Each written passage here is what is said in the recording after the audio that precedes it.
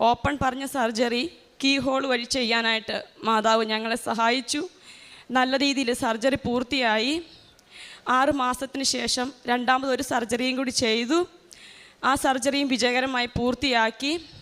അതിൻ്റെ ഇടയ്ക്ക് ബയോപ്സിക്ക് റിപ്പോർട്ടിന് വേണ്ടി ബയോപ്സിക്ക് അയച്ചായിരുന്നു സാമ്പിള്.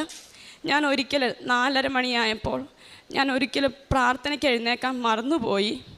അപ്പം തനിയെ മണിയടിച്ചു. അലാറം ഞാൻ സെറ്റ് ചെയ്തിട്ടില്ലായിരുന്നു മൊബൈലിൽ.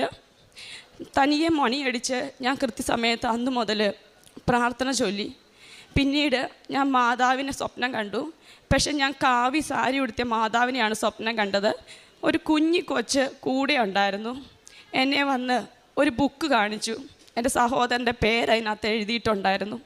അതിന് താഴെ ഒരു 10,400 എന്ന് എഴുതിയത് ഞാനിപ്പോഴും ഓർക്കുന്നു.